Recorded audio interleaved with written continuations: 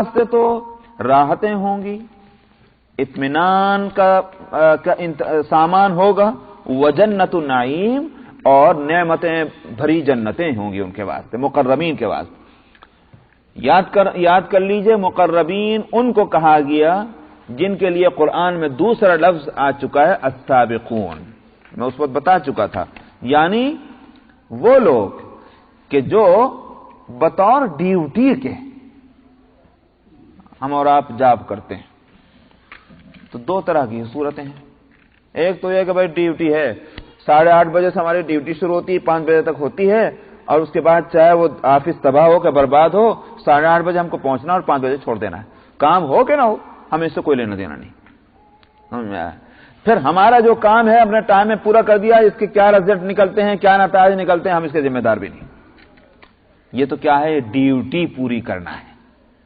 اور ایک صورت کیا ہے، ایک صورت یہ ہے کام کر رہے ہیں، اس لگن کے ساتھ کر رہے ہیں کہ ہمارے کام کے پازیٹیو جو اثرات پڑنے چاہیے، اس کے وہ فوائد حاصل ہونے چاہیے کہ جن فوائد کے واسطے مجھے یہ کام دیا گیا ہے۔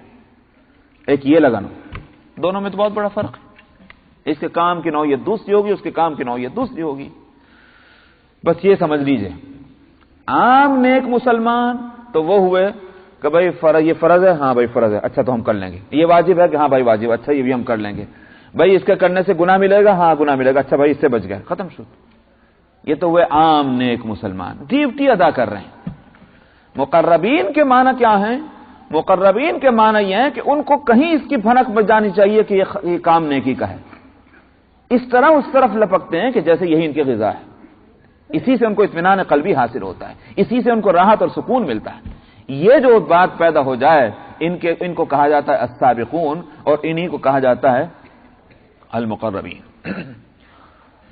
یہ وہ آیت گزر چکی ہے سورہ الانبیاء کے آخر میں، اور اس میں ہے ان الذین سبقت لهم منا الحسنى، وہ ہمارے کل یہ آیت دوسری جگہ کی تفسیر میں بھی آئی، ان الذین سبقت لهم منا الحسنى اولئک عنها مبعدون۔ چونکہ یہ مضمون آیا سابقین کا، تو میں اس آیت سے ذرا سا بتا دینا چاہتا ہوں۔ اس کا لفظی ترجمہ ہے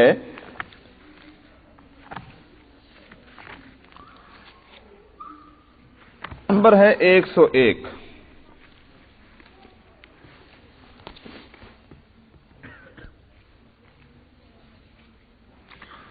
ان الذین سبقت لهم منا الحسنى اولئک عنها مبعدون۔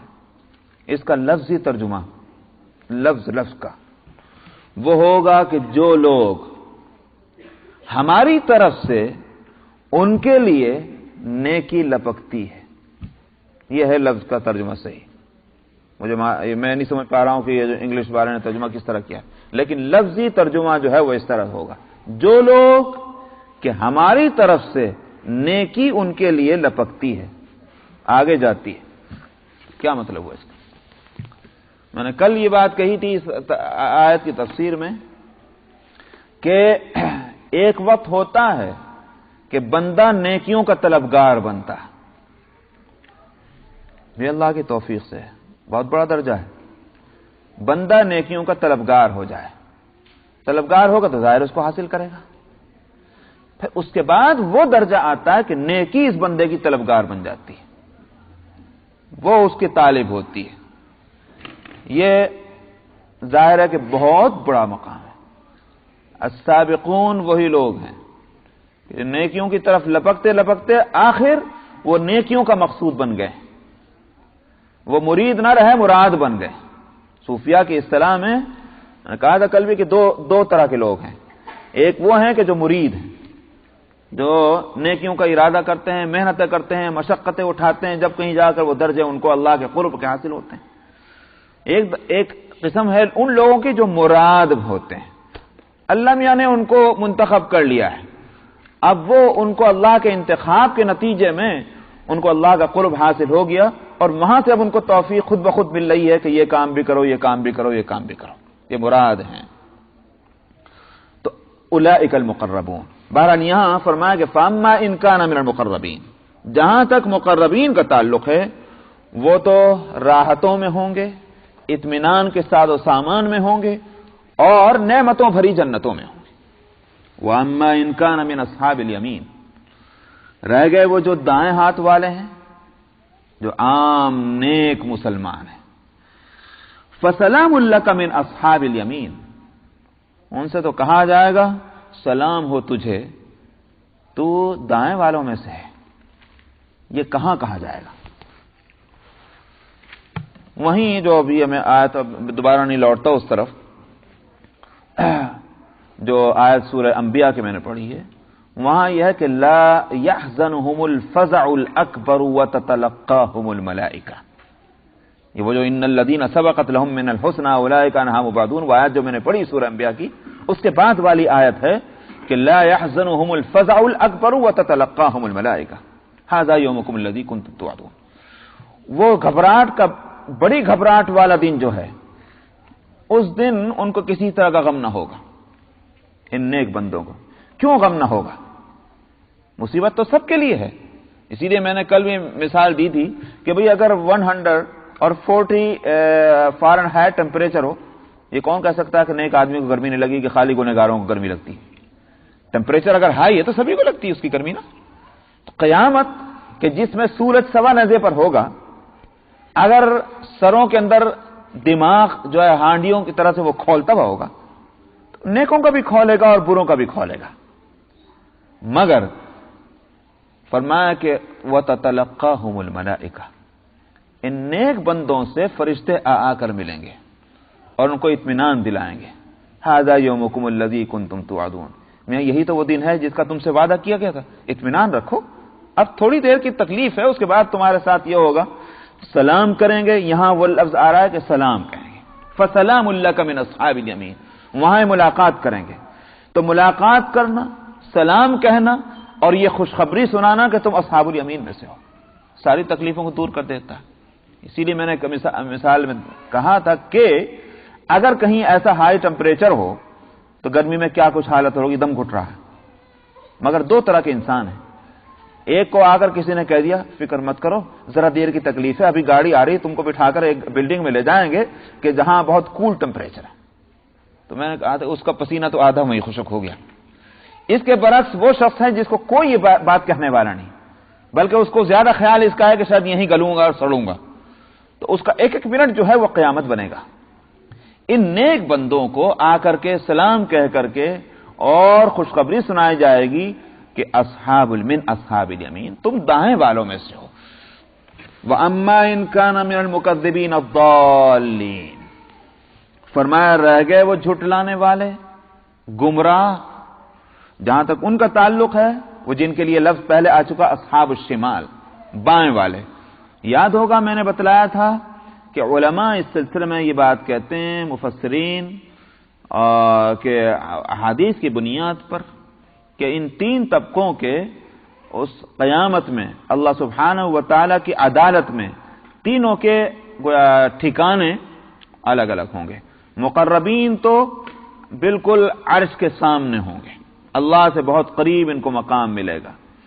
دوسرے جو عام نیک بندے ہوں گے وہ دائیں ہوں گے عرش کے، اور جو مکذبین الضالین جن کو اصحاب الشمال کیا گیا وہ بائیں طرف ہوں گے۔ تو وہیں تقسیم خود بخود ہو گئی کہ کون کس حالت میں ہے۔ تو جہاں تک جھٹلانے والے گمراہ ہیں، فرمایا فنزل من حمیم، معلوم ہے ان کی خاطر کیسے کی جائے گی؟ نزل، یہ مہمانداری کے لیے لفظ آتا ہے، ان کی مہمانداری ہوگی کھولتے ہوئے پانی سے، وتصلیۃ جحیم، اور جہنم میں جھونکے جانے سے۔ تو جھونکنے کا لفظ جو ہے یہ خاص طور پر آپ نے دیکھا ہوگا کسی ایسی بھٹی میں کہ جس میں باہر سے ایندھن پھینک کر مارتا ہے، اس میں کسی وہ چنے بھوننے والے کو کبھی دیکھا؟ چنا وغیرہ بھونتے ہیں ہندوستان میں، تو اس کی بھٹی جو ہے یا وہ دھوبیوں کی جو بھٹیاں ہوتی ہیں، تو وہ ایسے تھوڑی کہ باقاعدہ لے جا کر اس میں جو ہے وہ ایندھن ڈالتا ہے، وہ تو یوں پھینکتا ہے اس میں، اس کو کہتے ہیں جھونکنا۔ تو وتصلیۃ جحیم، جہنم میں ان کو جھونکنا، یہ ہوگی ان کی مہمانداری۔ ان ھذا لہو حق الیقین، یہ ہے حق یقین۔ حضرات علماء کا کہنا یہ ہے کہ یقین کے 3 درجے ہیں، ایک کہلاتا ہے علم الیقین، دوسرا کہلاتا ہے عین الیقین، اور تیسرا کہلاتا ہے حق الیقین۔ علم الیقین کی صورت تو یہ ہے کہ بھئی لوگوں سے سنا، معتبر لوگوں سے سنا، ان کی بات پر اطمینان کر لیا، اس کو تو کہا جائے گا علم یقین۔ اور جب یہ یقین اس درجے پہ پہنچ جائے کہ جیسے آنکھ کے دیکھنے سے یقین ہوا کرتا ہے، اس کو تو نہیں آدمی جھٹلا سکتا۔ بھئی کسی آدمی کو کتنا بھی سچا سمجھے، امکان تو اس کا ہے کہ ہو سکتا ہے کہ بات غلطی ہو، لیکن جس چیز کو اپنی آنکھ سے دیکھ رہا ہے اس میں تو اب کوئی شبہ نہیں۔ اسی بات سے فارسی میں بھی کہتے ہیں شنیدہ کہ بود مانندیدہ، سنی ہوئی بات دیکھی ہوئی بات کے درجے کو کیسے پہنچ سکتی ہے؟ دیکھی ہوئی بات کا درجہ بہت آگے ہوتا ہے اس سے۔ اسی بات سے ابراہیم علیہ السلام نے بھی تو کہا تھا ربی ارینی کیف تحیی الموتى، مجھے دکھلا دیجئے کیسے مردوں کو زندہ کرتے ہیں۔ قال اولم تؤمن، یقین نہیں ہے، ایمان نہیں ہے؟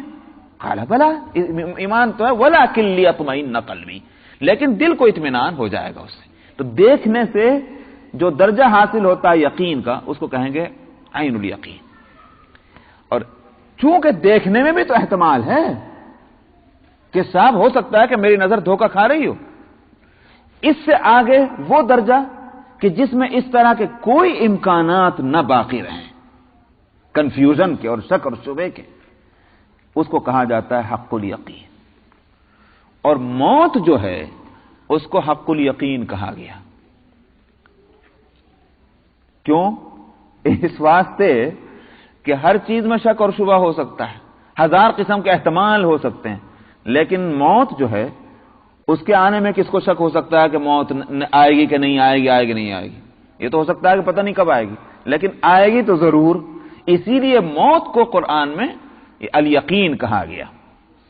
تو خیر حق الیقین جو ہے وہ موت کے بعد، موت کو تو الیقین کہا گیا، لیکن موت کے بعد کے جو احوال ہیں ان کو کہا گیا یہ ہے حق الیقین، اس لیے کہ وہاں کا دیکھنا ایسا نہ ہوگا جیسے دنیا کا دیکھنا ہے، کہ جس میں وسوسے پھر بھی ہیں کہ پتہ نہیں صحیح دیکھا کہ نہیں دیکھا۔ عربی دیکھتے ہیں رات دن کیسی خبریں آتی ہیں، انہوں نے کہا چاند دیکھ لیا، معلوم ہوا کہ نہیں دیکھا، کہ چاند نہیں تھا کچھ اور تھا۔ دیکھا ہوا بھی آدمی جو ہے اس میں دھوکہ کھا لیتا ہے۔ تو یہ حق الیقین میں بھی احتمال ہے اس کا کہ ہو سکتا ہے کہیں غلطی ہو جائے، لیکن جو حق الیقین، میں نے کہا عین الیقین میں، لیکن حق الیقین وہ مقام ہے یقین کا کہ جس میں کسی طرح کا احتمال، کسی شک اور شبہ کا نہیں۔ قیامت میں جو صورت ہوگی یقین کی وہ حق الیقین کی ہے۔ تو فرمایا ان ھذا لہو حق الیقین، یہ ان سے کہا جا رہا ہے جو دنیا میں قیامت کو ماننے کو تیار نہیں تھے۔ فرمایا وہاں نہیں مانتے تھے، لو آج تمہیں یقین نہیں، علم الیقین نہیں، عین الیقین نہیں، حق الیقین حاصل ہو رہا ہے ان ساری باتوں کے تعلق سے۔ فسبح باسم ربک العظیم، سب ان ساری باتیں آ جانے کے بعد اے مخاطب اپنے عظیم رب کے نام کی تسبیح پڑھ، یعنی اسی میں اس ساری عظمتوں کا تقاضا بھی یہی ہے اللہ کی کہ اس کی تسبیح پڑھنی چاہیے، اور اپنی بندگی کا تقاضا بھی یہی ہے کہ جس بندے کو ان حالات سے گزرنا ہے اس کو اپنے اوقات اللہ کی تسبیح میں اور اس کی یاد میں لگانا چاہیے۔ بس 5 منٹ میں مزید دوسری سورہ شروع کرنے سے فائدہ بھی نہیں، انشاءاللہ آئندہ ہفتے۔ 1497 سورہ الحدید آیت نمبر 1۔ اعوذ باللہ من الشیطان الرجیم، بسم اللہ الرحمن الرحیم،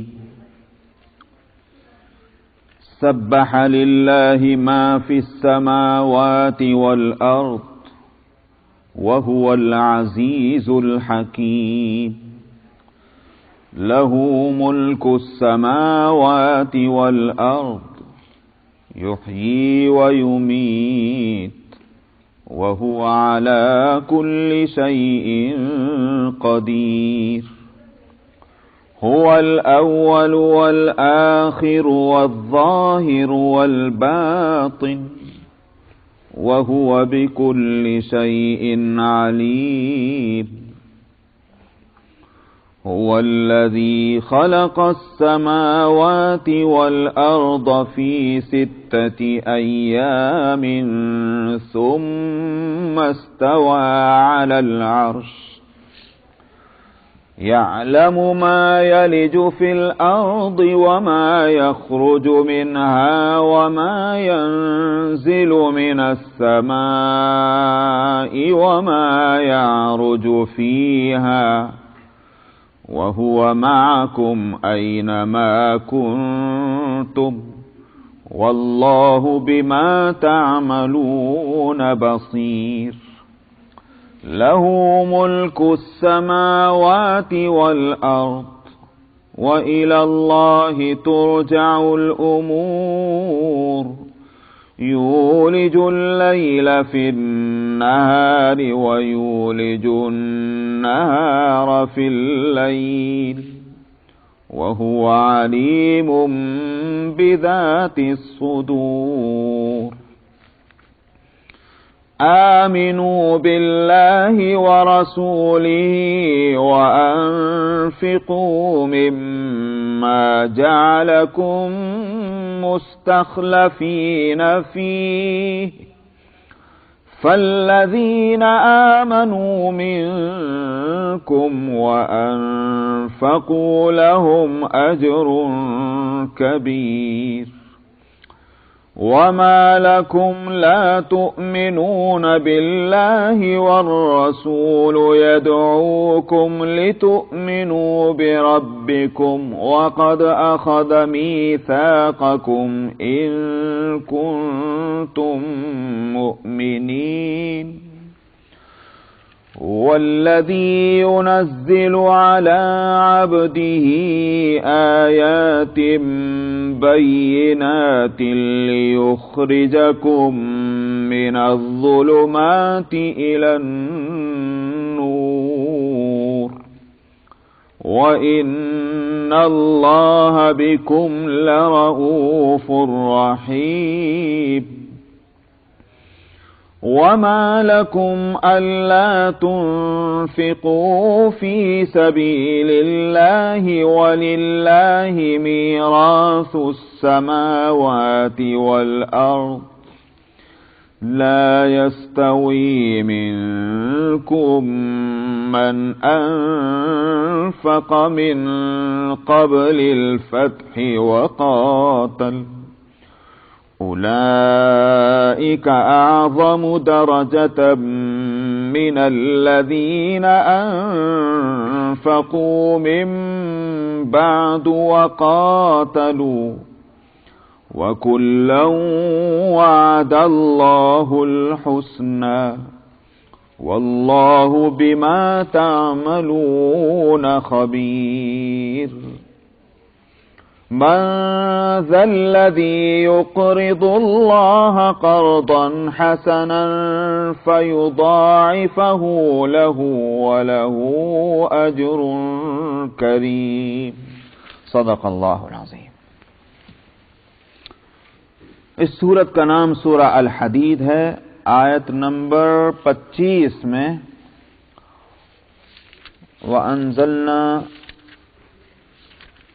وَأَنزَلْنَا الْحَدِيدَ فِيهِ بَأْسٌ شَدِيدٌ یہ لفظ آیا ہے تو اس سے اس سورت کا نام سورہ الحدید ہوا.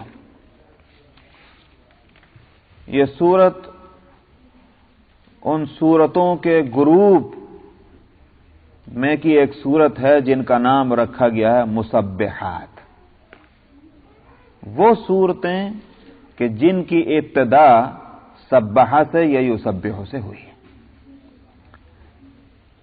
جن میں ایک صورت یہ ہے سورہ الحدید، دوسری صورت سورہ الحشر ہے 28ویں سپارے میں، اس کے بعد اسی سپارے میں سورہ الصف ہے، پھر سورہ الجمعہ ہے، پھر سورہ التغابن ہے. یہ صورتیں ہیں جو مسبحات کہلاتی ہیں. نبی کریم صلی اللہ علیہ وسلم کا معمول مبارک یہ روایتوں میں آتا ہے کہ آپ رات کو سوتے وقت ان مسبحات کی تلاوت فرمایا کرتے تھے، ان سب صورتوں کی جن کا نام گنایا گیا اور جن کو مسبحات کہا جاتا ہے. اس سے پہلے جو سورہ گزری ہے سورہ الواقعہ، اس کی انتہا ہے فسبح باسم ربک العظیم. اس لفظ پر وہ سورت ختم ہوئی ہے. اپنے رب عظیم کی تسبیح پڑھیے. تب اس کے بعد یہ سورت شروع ہوئی ہے سبح للہ. تو اس طرح سے ایک مناسبت ہو گئی اس سورت کی ابتدا کو اور پچھلی سورت کی انتہا کے ساتھ. جہاں تک تسبیح کا مسئلہ ہے، جیسے میں نے کہا کہ المسبحات جو سورتیں ہیں کہیں تو لفظ سبحہ سے ابتدا ہے جیسے یہاں اور سورہ الحشر میں اور سورہ صف میں، اور کہیں لفظ یسبحو سے ابتدا ہوئی ہے جسے سورہ جمعہ اور سورہ تغابن میں یسبح للہ. سبحہ جو ہے یہ پاسٹ ٹینس ہے، ماضی کا صیغہ ہے، جس کے معنی یہ ہے کہ تسبیح پڑھی. اور یسبحو یہ جو ہے جس کو عربی میں کہتے ہیں مضارع. مضارع جو ہے وہ پریزنٹ اور فیوچر دونوں کے لیے آتا ہے، حال اور مستقبل کے لیے. یسبحو کا معنی ہے تسبیح پڑھتی ہے یا تسبیح پڑھتا ہے یا تسبیح پڑھے گا یا تسبیح پڑھے گی. یہ سارے معنی لفظ یسبحو کے اندر، مطلب پڑھے گا، پڑھتا ہے یا پڑھے گا. یہ اس سے مفسرین نے یہ نقطہ نکالا ہے کہ کہیں سبحہ اور کہیں یسبحو، کہیں ماضی کا صیغہ کہیں مضارع کا صیغہ جو استعمال ہوا، اس سے یہ نقطہ نکلتا ہے کہ کنٹینیویشن ہے تسبیح کے اندر. سبح للہ ما فی السماوات و ما فی الارض. ہر چیز جو کچھ آسمانوں میں ہے اور زمین میں ہے اس نے اللہ کی تسبیح پڑھی ہے. یہ معنی یسبح للہ ما فی السماوات و ما فی الارض. جو کچھ آسمانوں اور زمینوں میں ہے ان میں کی ہر چیز تسبیح پڑھتی ہے یا تسبیح پڑھے گی. تین ہی تو زمانے ہوتے ہیں نا، ایک ماضی ہے، ایک حال ہے، ایک مستقبل ہے. دونوں صیغوں کے استعمال سے مفسرین کہتے ہیں کہ یہ نقطہ ہے نکلتا ہے کہ اللہ کی تسبیح جو ہے اس میں تسلسل ہے پوری کائنات میں. ماضی، حال اور مستقبل ہر ایک جو ہے اس میں اللہ کی تسبیح جاری ہے. تو یہ اس سے نقطہ نکلتا ہے. جہاں تک اس سورت کے نزول کا مسئلہ ہے، کس زمانے میں یہ سورت نازل ہوئی، یہ تو متعین ہے، کوئی شک نہیں کہ سورت مدنی ہے، اوپر لکھا ہوا بھی ہے. اور جو اس کے اندر مضامین ہیں وہ بھی کھلے طور پر بتلا رہے ہیں کہ یہ مدنی سورہ ہے، بعد از ہجرت اس کا نزول ہوا ہے. اس میں تو کوئی اشکال نہیں، نہ کوئی اختلاف ہے نہ کوئی اشکال ہے. اب مدنی صورتوں میں بھی کون سی صورت کس زمانے میں نازل ہوئی، 10 سالہ دور مدنی جو ہے اس میں، یہ ایک مسئلہ ایسا ہے کہ بعض دفعہ تو اس تعلق سے روایتیں مل جاتی ہیں تو آسانی ہوتی کہ یہ روایت نے تائید کر دی کہ یہ صورت فلاں زمانے میں نازل ہوئی. بعض دفعہ اس طرح کی چیز نہیں ملتی تو مفسرین غور و فکر کر کے اور مضامین پر نظر ڈال کر کے ایک اندازہ قائم کرتے ہیں کہ جو مضامین آ رہے ہیں وہ مضامین کون سے زمانے میں اس کے نزول کو بتلا رہے ہیں. حالات اس زمانے کے جو ہیں مفسرین کے سامنے ہوتے ہیں تو وہ ایک تعین کر دیتے ہیں. اردو تفسیروں کے اندر بلا شبہ یہ ایک بہت بڑا کارنامہ ہے مودودی صاحب کا تفہیم القرآن میں. تفہیم القرآن اپنے بہت سے خصوصیات میں ممتاز ہے. توحید اور رسالت اور مسلم کمیونٹی کا ڈیولپمنٹ اسلامی اقدار اور ویلیوز کی بنیاد پر یہ اس کام میں تفہیم القرآن نے بہت بڑا کردار ادا کیا ہے، کوئی شبہ نہیں. علاوہ اس کے کہ اس میں بڑی محنت کے ساتھ وہ تفسیر لکھی گئی، لیکن یہ خاص طور پر یہ کام ہوئے. ان میں ایک بات یہ بھی ہے کہ سورتوں کے نزول کے زمانے کی تعیین جو ہے اس میں مودودی صاحب نے بہت اچھی بحثیں کی ہیں. بہت سی جگہ ان سے اتفاق کیا جانا چاہیے اور کیا جاتا ہے. ظاہر ہے کہ یہ مسئلے چونکہ غور و فکر سے متعلق ہوئے ہیں، بعض جگہ اس کا بھی امکان ہے کہ مودودی صاحب کی رائے جو ہے وہ اتنی صائب نہ معلوم ہوتی ہو اور کہا جا سکتا ہے کہ بھئی یہ نہیں بلکہ یہ زیادہ مناسب ہے. یہ بھی ہو سکتا ہے، چونکہ یہ میں نے کہا کہ کہیں روایت اگر مل جائے تب تو کوئی سوال ہی پیدا نہیں ہوتا اس میں اختلاف کرنے کا، لیکن جہاں تک غور و فکر کا مسئلہ ہے اس میں ہو سکتا ہے. مثلا یہی ایک صورت ہے، اس میں مودودی صاحب کی اپنی رائے یہ ہے کہ اس سورت کا نزول جو ہے وہ غزوہ احد اور غزوہ خندق کے درمیان کسی عرصے میں ہوا ہے، اور وہ یہ کہتے ہیں کہ مضامین اسی کی نشاندہی کر رہے ہیں۔ کیا ہے ان کی دلیل اس میں ان کی یہ ہے کہ اس میں زیادہ زور جو دیا جا رہا ہے اس صورت میں وہ دیا جا رہا ہے انفاق پر، خرچ کرنے پر اللہ کے راستے میں۔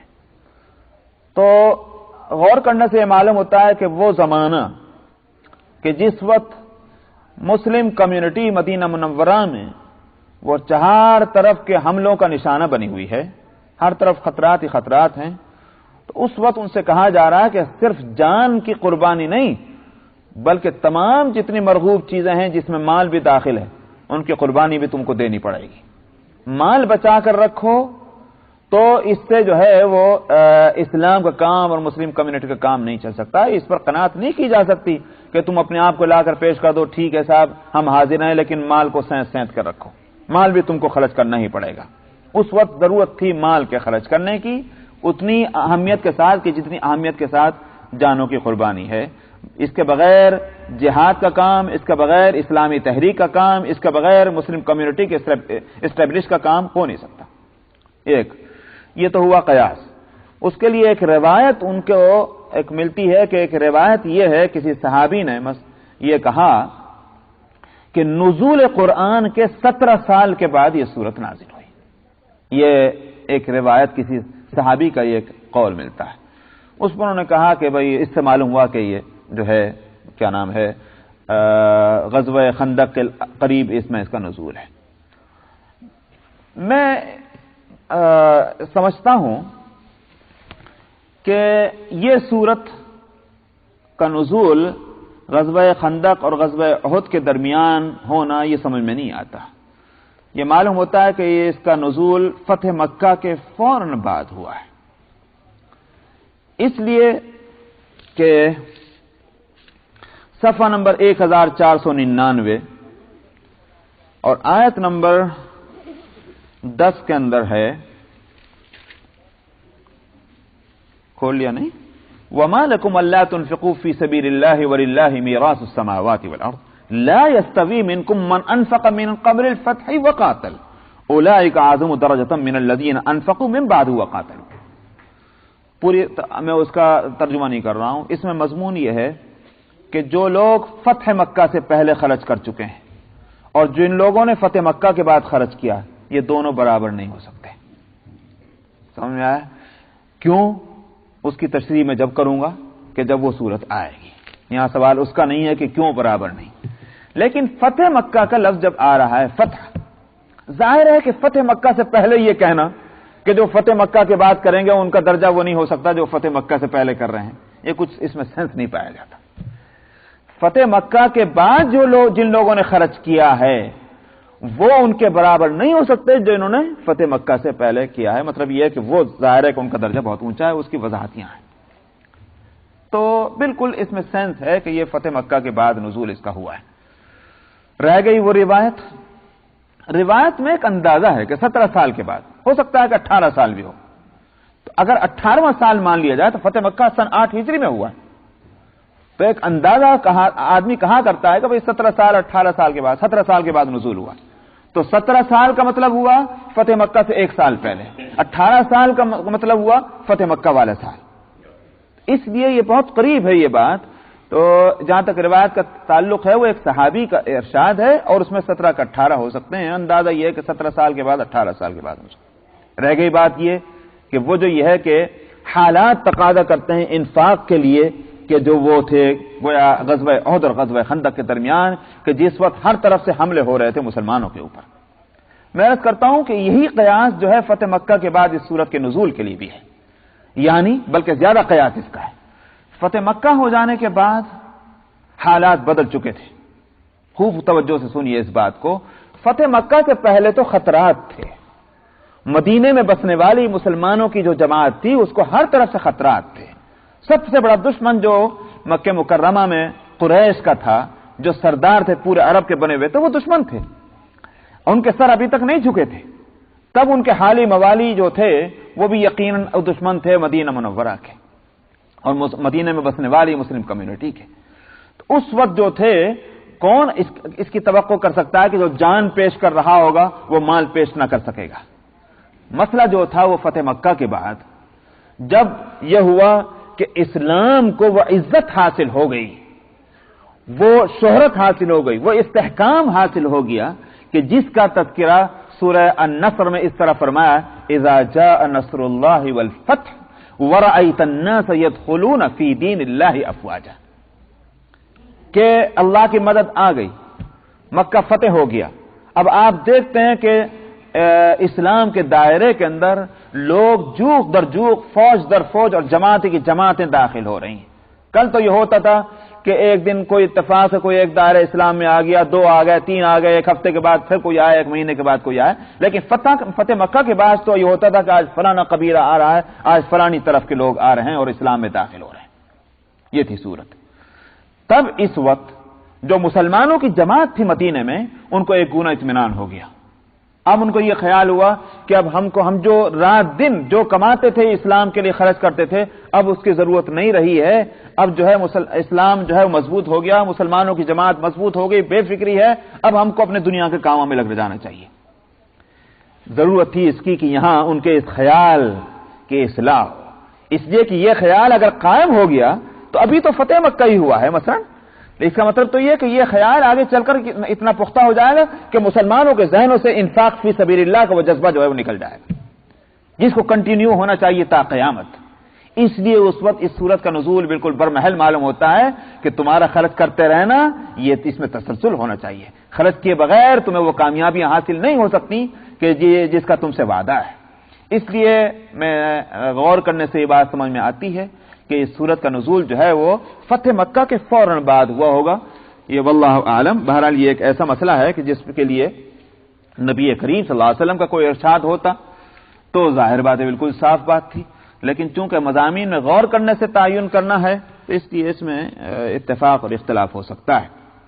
بہرحال فرمایا کہ سبح للہ ما فی السماوات والارض وهو العزیز الحکیم، تسبیح پڑھی ہے اللہ کی ان تمام چیزوں نے کہ جو آسمانوں میں ہے اور زمین میں ہے، وهو العزیز الحکیم، اور وہی ذات العزیز بھی ہے اور الحکیم بھی ہے۔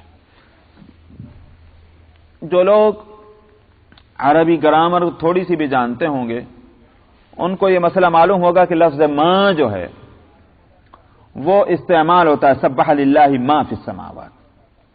2 لفظ آتے ہیں عربی میں، من اور ما، جو کے معنی میں، اس کو انگلش میں کہتے ہیں دیٹ، جو کے معنی میں۔ تو اس کے لیے 2 لفظ عربی میں آتے ہیں، ایک من اور ایک ما۔ من آتا ہے ذی عقل کے لیے، جیسے انسان ہیں، جنات ہیں، فرشتے ہیں، ان کے لیے من کا لفظ استعمال ہوگا، اور ما کا لفظ استعمال ہوتا ہے غیر ذی عقل کے لیے۔ یہاں بظاہر تو یہ معلوم ہوتا ہے کہ ہونا چاہیے تھا کہ سبح للہ من فی السماوات ومن فی الارض، کیونکہ ذی عقل جو ہے وہ تسبیح پڑھے، لیکن یہاں لفظ لا ہے ما۔ اس سے مفسرین یہ کہتے ہیں کہ غیر ذی عقل جو ہے چونکہ اکثریت آسمانوں اور زمینوں میں انہی کی ہے، اکثریت کا ذکر کر دیا، اقلیت خود بخود اس میں آ جائے گی، نمبر 1، اور نمبر 2 یہ کہ جو ذی عقل ہیں وہ تو تسبیح پڑھتے ہی ہیں، اس کے لیے بتلانے کی ضرورت نہیں۔ اللہ کی عظمت اور جاہ و جلال کو بتلانے کے لیے یہی بات بتلانی زیادہ قرینہ، اس کا قرینہ تھا کہ ذی عقل کے ساتھ غیر ذی عقل جن کو تم مانتے ہو وہ بھی اللہ کی تسبیح پڑھتے ہیں۔ التسبیح چاہے تو قولی ہو، یعنی یہ تسبیح پڑھنا سبحان اللہ یا الحمدللہ، یہ جو بھی آپ کہیں، یہ تو قولی ہوئی۔ تو بعض مفسرین کہتے ہیں کہ کائنات کی ہر چیز جو ہے وہ قولی تسبیح کرتی ہے، اپنی زبان سے تسبیح پڑھتی ہے، اگرچہ ان کے الفاظ اور ان کی زبان کو ہم نہ جانتے ہیں، اللہ جانتے ہیں، اور اس میں کوئی اشکال بھی نہیں، اس لیے کہ اللہ نے ہر مخلوق کو زبان تو دی ہے، پرندے ہیں، چرندے ہیں، ان کی ایک زبان ہے، وہ آپس میں بھی سمجھتے ہیں۔ اور سلیمان علیہ السلام کے تذکرے میں بھی خود قرآن حکیم میں آیا کہ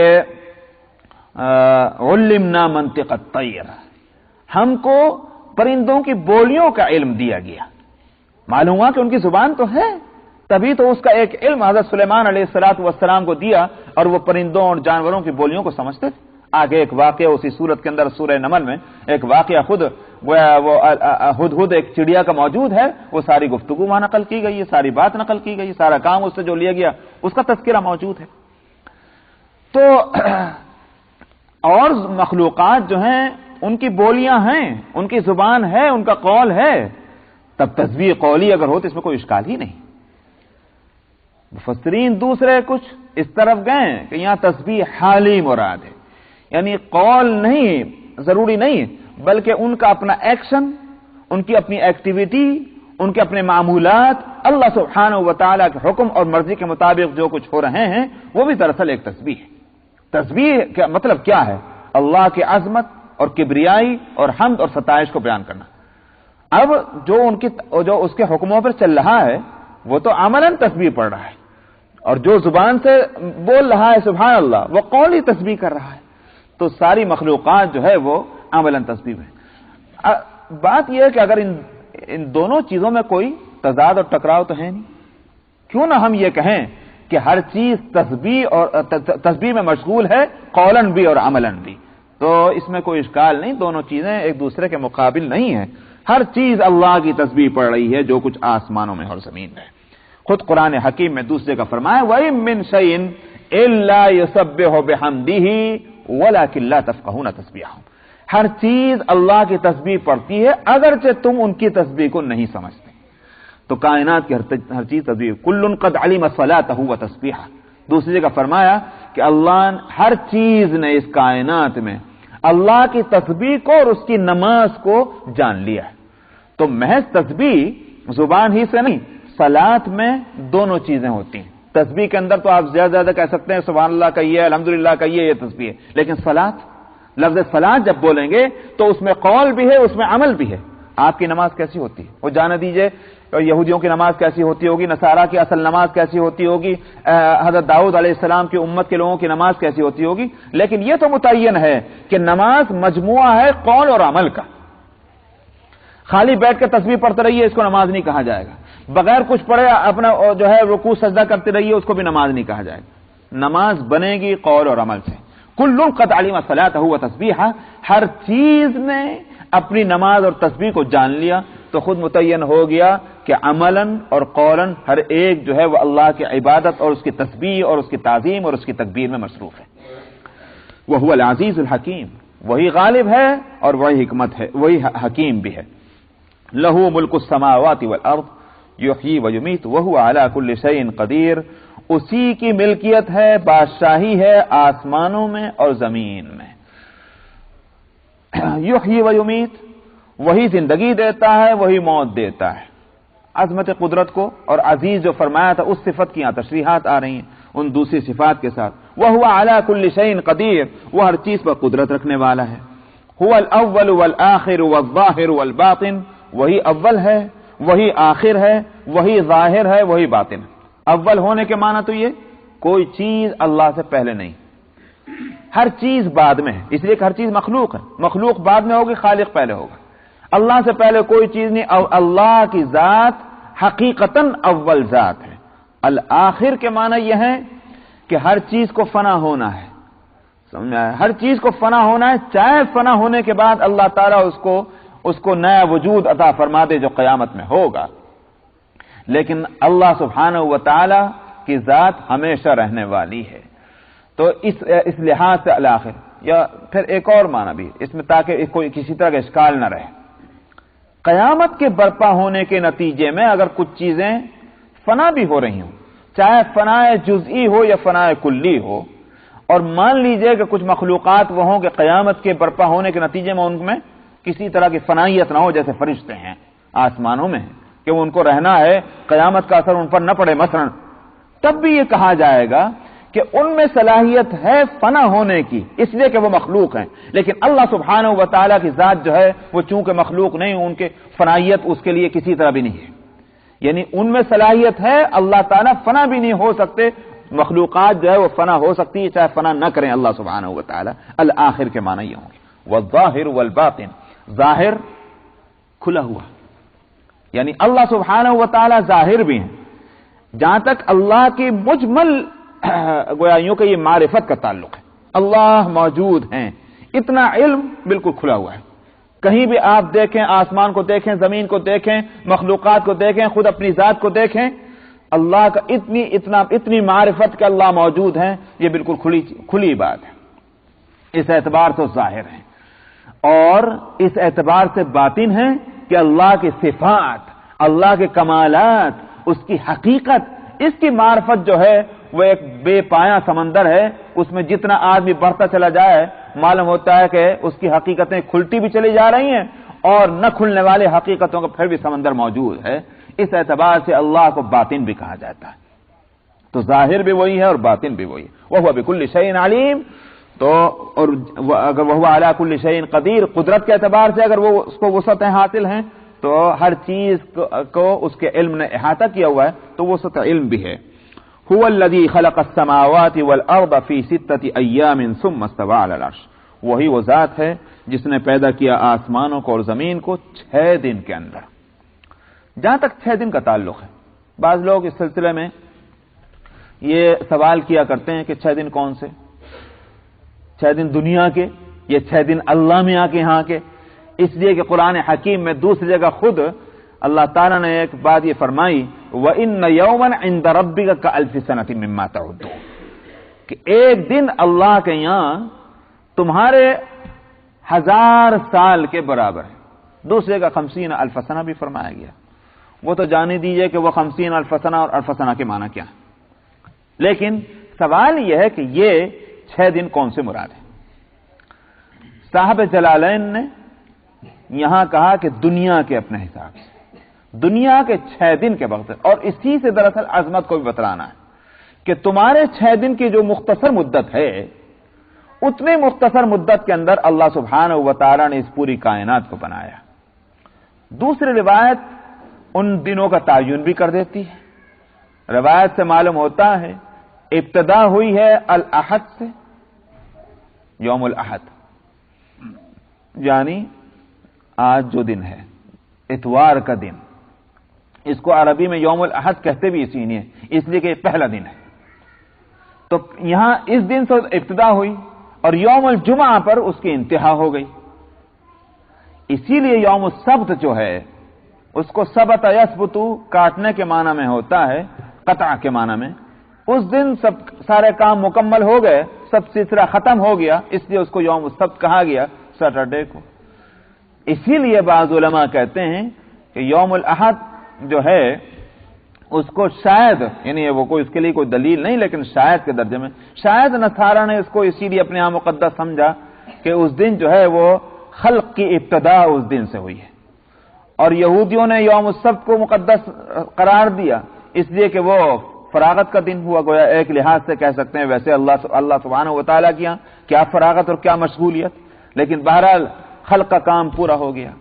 اور مسلمانوں نے یوم الجمعہ کو مقدس قرار دیا نبی کریم صلی اللہ علیہ وسلم کی تعلیمات کے اعتبار سے.